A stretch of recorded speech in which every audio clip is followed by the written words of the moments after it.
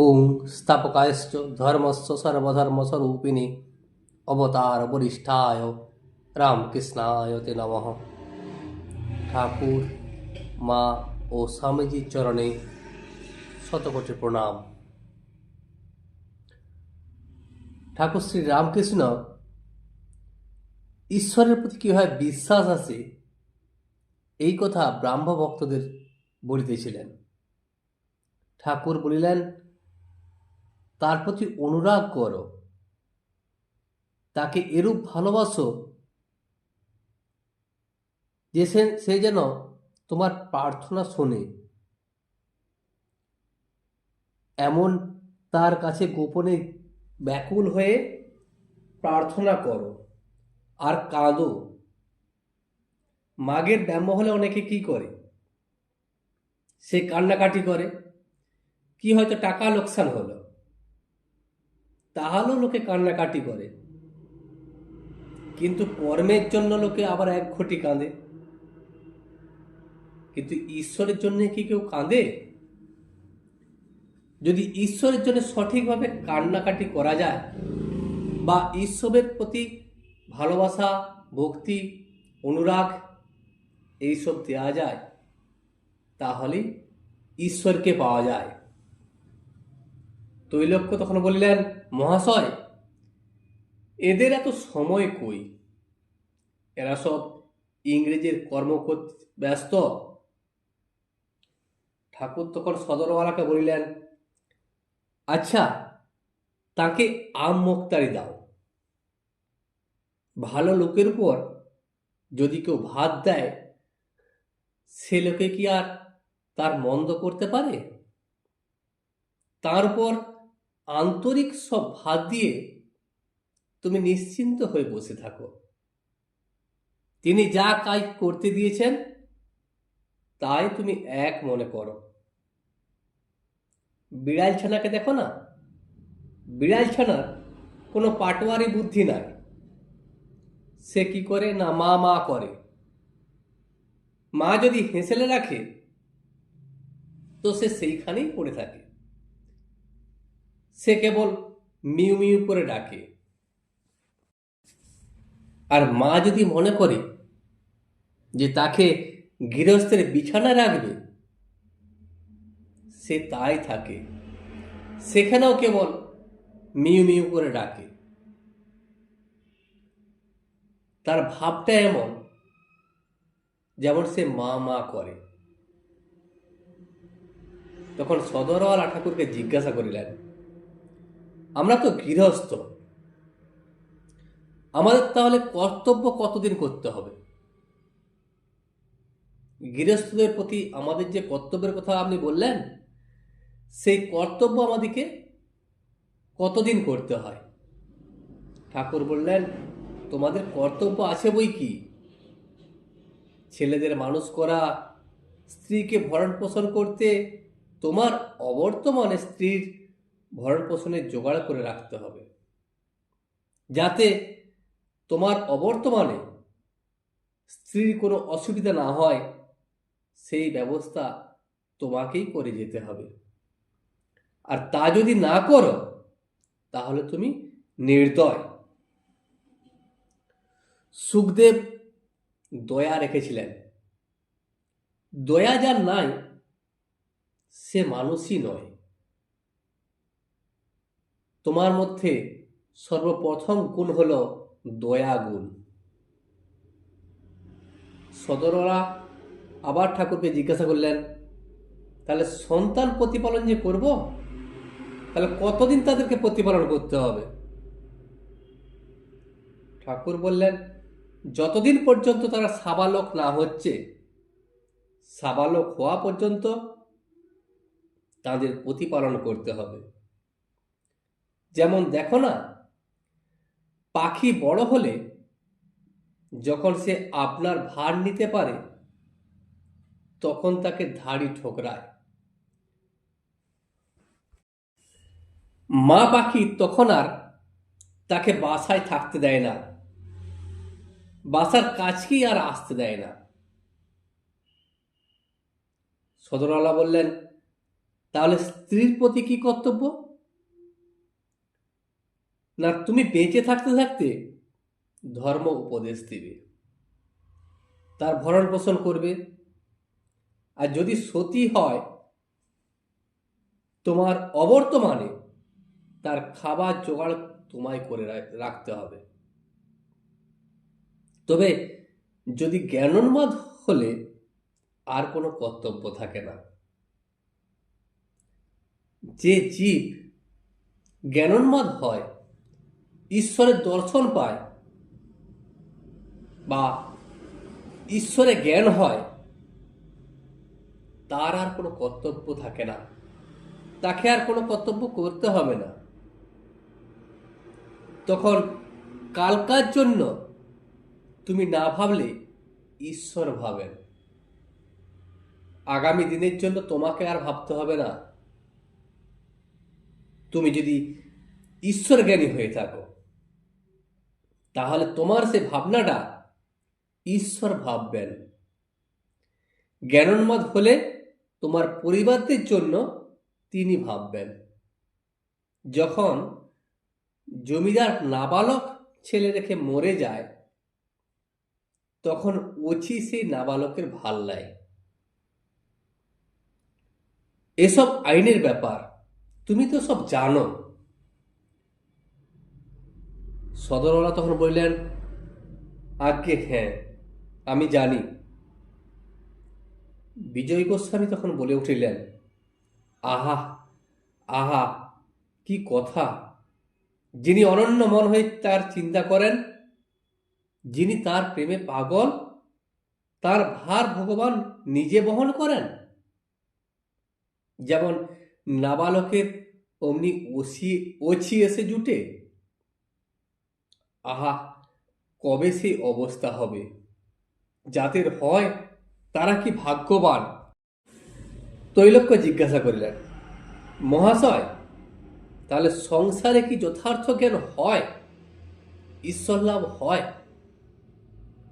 ঠাকুর হাসিতে লাগিলেন এবং হাসিতে হাসিতে বলিলেন, কেন গো, তুমি তো সারে মাতে বেশ আছো।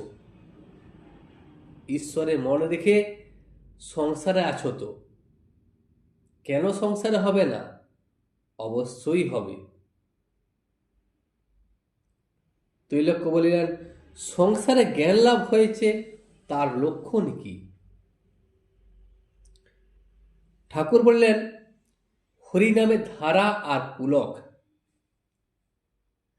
তার মধুর নাম শুনে শরীর রোমাঞ্চ হয়ে চক্ষু দিয়ে ধারা বেয়ে পড়বে।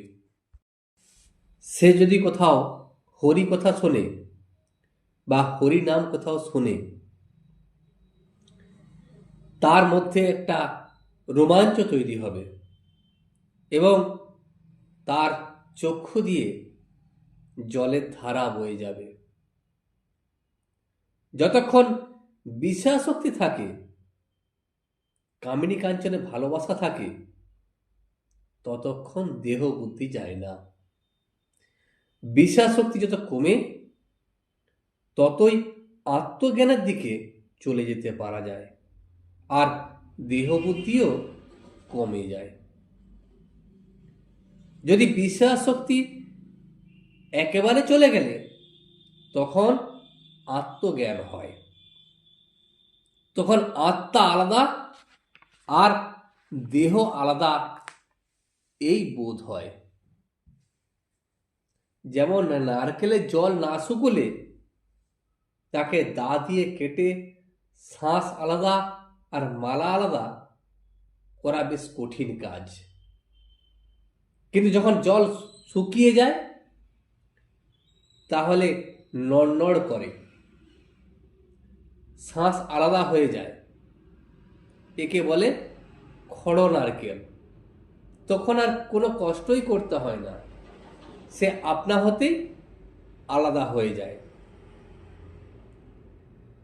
ঈশ্বর লাভ হলে লক্ষণ এই যে সে ব্যক্তি খড় নারকেলের মতো হয়ে যায়, দেহাত্মা বুদ্ধি চলে যায়। তার দেহের যে সুখ দুঃখে তার সুখ দুঃখ বোধ হয় না, সে ব্যক্তি দেহের সুখ চায় না, সে জীবনমুক্ত হয়ে বেড়ায়। যারা কালীর ভক্ত, জীবনমুক্ত, নিত্যানন্দময়। যখন দেখবে ঈশ্বরের নাম করতে অশ্রু আর পুলক হয়, তখন ঠিক জানবে কামিনী কাঞ্চনে তখন আসক্তি একেবারে চলে গেছে, তখনই ঈশ্বর লাভ হয়েছে। দেশলাই কাঠি যদি শুকনো হয়, একবার যদি তাকে ঘষো তাহলে দপ করে জ্বলে উঠবে। আর যদি ভিজে যায়, 50 বার ঘষলেও সে জ্বলবে না, তার কিছুই হবে না। তখন কেবল একটার পর একটা কাঠি ফেলা যাবে বা নষ্ট হবে। বিষয় রসে রসে থাকলে বা কামিনী কাঞ্চনে রসে মন ভিজে থাকলে ঈশ্বরের উদ্দীপনা হয় না। তখন হাজার চেষ্টা করো, সে কেবল পণ্ডশ্রম, ওই দেশলাই কাঠির মতো সে ঘষাই হবে, ঘষে ফেলে দিতে হবে। যখন বিষয়রস শুকুলে তৎক্ষণাৎ উদ্দীপন হয়। তৈলক্য তখন জিজ্ঞাসা করলেন, তাহলে বিষয়রস শুকোবার এখন উপায় কি? ঠাকুর বলিলেন, মার কাছে ব্যাকুল হয়ে ডাকো, তার দর্শন হলে বিষয়রস শুকিয়ে যাবে। একটাই উপায়, ঈশ্বরকে এক মনে ভক্তি ভরে ব্যাকুল হয়ে ডাকতে হবে। যখন ঈশ্বরের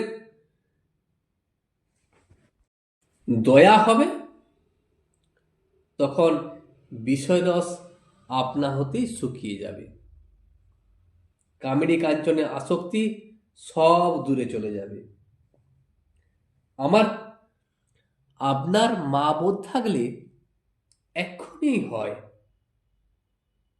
তিনি তো ধর্মমা নন, আপনারই মা, আপন মা।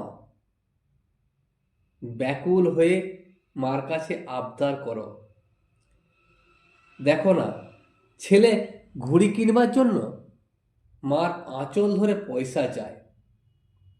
মা হয়তো অন্য অন্য মেয়েদের সঙ্গে গল্প করছে, প্রথমে মা কোনো মতেই পয়সা দিতে চায় না, বলে না, তিনি বারণ করে গেছেন, তিনি এলে আমি কিন্তু বলে দেব, এক্ষুনি ঘুড়ি নিয়ে একটা কাণ্ড করবি। যখন ছেলে কাঁদতে শুরু করে, তখন কোনো মতে ছাড়ে না। মা তখন অন্য মেয়েদের বলে, রোসো মা, এই ছেলেটাকে একবার শান্ত করে আস। তিনি এই কথা বলে চাবিটা নিয়ে কড়াত কড়াত করে বাক্স খুলে একটা পয়সা ফেলে দেয়। তোমরাও মার কাছে আবদার করো, যদি আবদার ঠিক মতো করতে পারো, তিনি অবশ্যই দেখা দেবেন। আমি শিখদের ওই কথা বলেছিলাম, তারা দক্ষিণেশ্বরের কালীবাড়িতে এসেছিল। মা কালীর মন্দিরের সম্মুখে বসে কথা হয়েছিল। তারা বলেছিল, ঈশ্বর দয়াময়। তখন আমি তাদের জিজ্ঞাসা করলাম যে ঈশ্বর দয়াময় কিসে, কেন একথা বললে? তারা বললে, কেন মহারাজ, তিনি সর্বদা আমাদের দেখছেন, আমাদের ধর্ম অর্থ সব দিচ্ছেন, আহার জোগাচ্ছেন। তখন আমি বললুম, যদি কারো ছেলেপুলে হয়, তাদের খাওয়াবার ভার কার? বাপে নেবে না তো কি বাউন পাড়ার লোক এসে নেবে? সদরওয়ালা তখন ঠাকুরকে জিজ্ঞাসা করলেন, মহাশয়, তিনি কি তবে দয়াময় নন? ঠাকুর বললেন, তা কেন হবে গো? ও একটা বলল, তিনি যে বড় আপনার লোক, তার উপর আমাদের জোর চলে, আপনার লোককে এমন কথা পর্যন্ত বলা যায়, দিবি না রে শালা।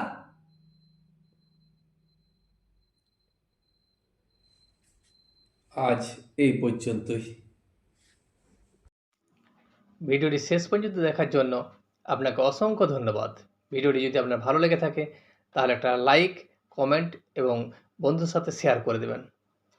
সাবস্ক্রাইব করে পাশে থাকা বেল আইকনটি বাজিয়ে দেবেন, যাতে আপনাদের নতুন ভিডিওগুলি সর্বপ্রথম আপনার কাছে পৌঁছে যায়। জয় শ্রী রামকৃষ্ণ, জয় শ্রী রামকৃষ্ণ, জয় শ্রী রামকৃষ্ণ।